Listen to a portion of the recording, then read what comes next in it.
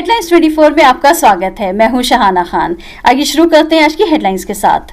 बिहार चुनाव में तेजस्वी यादव के चौपर के पास उमड़ती भीड़ ने बढ़ाई कोरोना और सुरक्षा को लेकर चिंता। भारत वैक्सीन और उसकी भंडारण क्षमता में सभी देशों की करेगा मदद।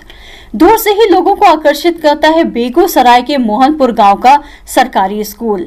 जम्मू कश्मीर के कुलगाम जिले में आतंकी हमले में बीजेपी के 3 कार्यकर्ताओं की मौत। उमर अब्दुल्ला बोले, दूसरे राज्यों में अपनी जमीन की रक्षा के लिए कानून है, जम्मू कश्मीर में क्यों नहीं। भारत ने कहा, आतंकवाद का समर्थन करने में पाक की भूमिका को पूरा विश्व जानता है। दिल्ली में मामूली सी बात पर युवक की ताबड़तोड़ चाकू मारकर हत्या। चीन ने कहा, उकसाने वाली कार्रवाई के बजाय साझा लक्ष्य हासिल करने के लिए साथ चले अमेरिका।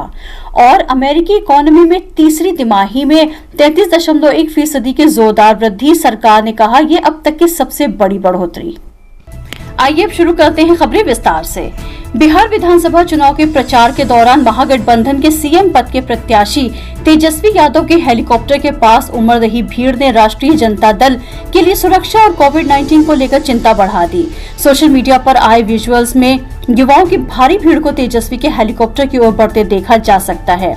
इस दौरान कोरोना वायरस महामारी के चलते सोशल डिस्टेंसिंग की गाइडलाइंस का साफ उल्लंघन होते दिखा। लोगों ने न तो एक दूसरे से दूरी बना रखी थी और न ही उनमें से ज्यादातर ने मास्क पहने हुए थे। बेगूसराय के मोहनपुर गांव स्थित एक स्कूल दूर से ही अपनी ओर लोगों को आकर्षित करता है। ये स्कूल बिना सरकारी मदद के चल रहा है। ग्रामीणों का कहना है कि गांव के लोगों का शिक्षा के प्रति झुकाव है। यही वजह है कि सभी लोग अपनी क्षमता के अनुसार स्कूल को आर्थिक मदद मुहैया कराते हैं। वो कहते हैं कि गांव के बच्चे शिक्षित होंगे तभी उन्हें रोजगार मिलेगा। इस स्कूल में पढ़े हुए कई बच्चे आज अच्छी जगहों पे नौकरी कर रहे हैं। वो अपनी पहली स्कूल की सैलरी दान देते हैं। स्कूल के लोगों का कहना है कि ग्रामीणों की तरफ से अपनी क्षमता के अनुसार पैसे दान करते हैं, जिससे स्कूल का विकास किया जा सके। विदेश मंत्रालय के प्रवक्ता अनुराग श्रीवास्तव ने गुरुवार को अमेरिका के साथ हुई 2+2 वार्ता के साथ साथ तमाम मुद्दों पर अपनी बात रखी। इसके साथ ही विदेश मंत्रालय ने कोरोना वैक्सीन को लेकर बड़ा ऐलान करते हुए कहा कि भारत वैक्सीन और उसकी भंडारण क्षमता में सभी देशों की मदद करेगा। अनुराग श्रीवास्तव ने विदेश मंत्रालय की साप्ताहिक ब्रीफिंग वाली प्रेस कॉन्फ्रेंस में कहा कि अमेरिका के साथ वैश्विक रणनीतिक साझेदारी हुई है। हमने इसमें विभिन्न तत्वों को कवर किया है। ये आर्थिक, व्यापार और रक्षा में विकास लाएगा। हमने इंडो पैसिफिक रीजन पर भी चर्चा की है। शांति और स्थिरता प्रक्रिया महत्वपूर्ण है। H1B1 वीजा को लेकर विदेश मंत्रालय प्रवक्ता ने कहा कि लोगों के साथ संबंध अमेरिका के साथ महत्वपूर्ण आधार है। अमेरिका के साथ पारस्परिक रूप से लाभप्रद साझेदारी को बढ़ाया जाना चाहिए। भारत सरकार ऐसी स्थितियों की निगरानी करेगी। जम्मू और कश्मीर के कुलगाम के एक गांव में आतंकवादियों द्वारा 3 भाजपा कार्यकर्ताओं की हत्या कर दी गई। ये जानकारी स्थानीय पुलिस ने दी। पुलिस ने आज एक बयान में कहा कि आज लगभग 8:20 पर कुलगाम पुलिस का वाईकेपोरा गांव में एक आतंकवादी घटना के बारे में सूचना मिली, जहां आतंकवादियों ने 3 भाजपा कार्यकर्ताओं पर गोलीबारी की। हमले के बाद वरिष्ठ पुलिस अधिकारी घटना स्थल पर पहुंचे। उन्हें इलाज के लिए नजदीकी अस्पताल ले जाया गया, जहाँ उन्हें मृत घोषित कर दिया गया। नेशनल कॉन्फ्रेंस के नेता उमर अब्दुल्ला ने बृहस्पतिवार को कहा कि देश में खासकर पूर्वोत्तर के कुछ राज्यों में जमीन के मालिकाना हक से संबंधित विशेष कानून हैं, जहां दूसरे राज्यों में लोग जमीन नहीं खरीद सकते। उन्होंने सवाल किया कि जम्मू कश्मीर के इस तरह का कानून क्यों नहीं है। पूर्व मुख्यमंत्री ने कहा कि हिमाचल प्रदेश, सिक्किम, मेघालय, नागालैंड जैसे कई राज्यों और केंद्र शासित क्षेत्रों में भारतीय आज भी जमीन नहीं खरीद सकते।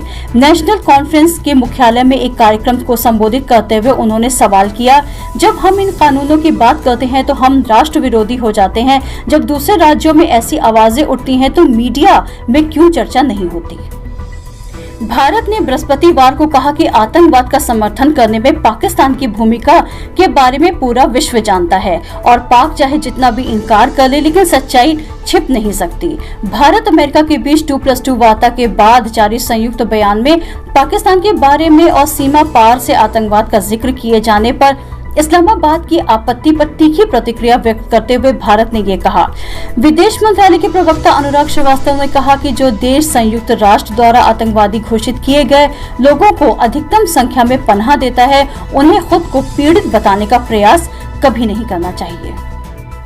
बिहार चुनाव को लेकर रैलियां कर रहे मनोज तिवारी का हेलीकॉप्टर हवा में गायब हो गया था, जिसके बाद पटना में हेलीकॉप्टर की इमरजेंसी लैंडिंग कराई गई। इसके बाद आज दूसरे हेलीकॉप्टर से कल्याणपुर के शीतलपुर पहुंचे मनोज तिवारी ने कहा कि बिहार की जनता और भगवान का आशीर्वाद है जो सही सलामत आपके बीच खड़ा हूँ। बिहार विधानसभा चुनाव के दूसरे चरण में सीवान के सभी 8 विधानसभा सीटों पर मतदान होना है, जिसको लेकर के सभी पार्टियों की तरफ से जोरदार प्रचार अभियान जारी है। सीवान की सबसे हॉट सीट बड़हरिया है। इस सीट से सीएम नीतीश के सबसे करीबी और जेडीयू प्रत्याशी श्याम बहादुर सिंह को हराने के लिए सीवान के पूर्व बाहुबली सांसद और आरजेडी नेता मोहम्मद शहाबुद्दीन के बेटे ओसामा चुनावी मैदान में कूद पड़े हैं, जिससे जेडीयू और आरजेडी में कांटे की टक्कर देखी जा रही है। कोरोना वायरस की महामारी के कारण लॉकडाउन लागू हुआ था। इस दौरान बड़ी तादाद में लोग बेरोजगार हुए हैं। लॉकडाउन के दौरान बेरोजगार हुए एक जिम ट्रेनर ने फरीदाबाद के एनआईटी इलाके में एक एमबीबीएस डॉक्टर से फोन पर 5 लाख रुपए की रंगदारी मांग ली।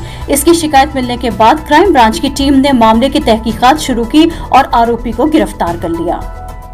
उत्तर प्रदेश के नोएडा से एक ऐसा मामला सामने आया है जहां एक शख्स ने एक कार को चोरी कर OLX पर 12 बार बेच दिया। हालांकि फर्जीवाड़ा सामने आने के बाद पुलिस ने मनोत्तम त्यागी उर्फ मनु त्यागी नामक इस शख्स को गिरफ्तार कर लिया है।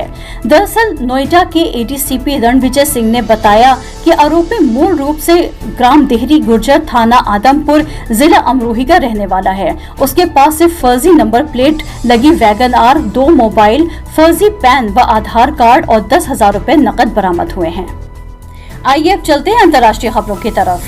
चीन के रक्षा मंत्रालय ने कहा है कि अमेरिका को साझे लक्ष्यों की तरफ चीन के साथ चलना चाहिए, न कि उसके आसपास के समुद्र और हवाई क्षेत्र में उकसाने वाली कार्रवाई करनी चाहिए। इसके साथ ही चीन ने अपनी संप्रभुता और सुरक्षा हितों की रक्षा का भी संकल्प लिया। चीन के रक्षा प्रवक्ता वरिष्ठ कर्नल वो छे ने ऑनलाइन मीडिया ब्रीफिंग में गुरुवार को कहा कि पिछले हफ्ते चीन और अमेरिका के सेना के वरिष्ठ अधिकारियों ने फोन पर बातचीत की थी और संपर्क को मजबूत करने, मतभेदों और असहमतियों का उचित तरीके से प्रबंधन करने और साझे हित वाले क्षेत्रों में सहयोग का विस्तार करने पर सहमति जताई थी। रिकॉर्ड स्तर की गिरावट के बाद अमेरिकी अर्थव्यवस्था में अब तक की सबसे मजबूत रिकवरी दर्ज की गई है और ये तीसरी तिमाही में 33.1% की दर से बढ़ी है। कॉमर्स डिपार्टमेंट ने ये जानकारी दी। कोरोना वायरस महामारी के दौरान अप्रैल-जून तिमाही में अमेरिकी अर्थव्यवस्था में 31.4% की जबरदस्त गिरावट दर्ज की गई थी, जबकि पहली तिमाही में इसमें 5% की गिरावट दर्ज की गई थी। गौरतलब है कि कोरोना वायरस ने अमेरिका में 2,27,000 से अधिक लोगों की जानें ले ली हैं और दुनिया की सबसे बड़ी अर्थव्यवस्था में लाखों लोगों का रोजगार छीन लिया है।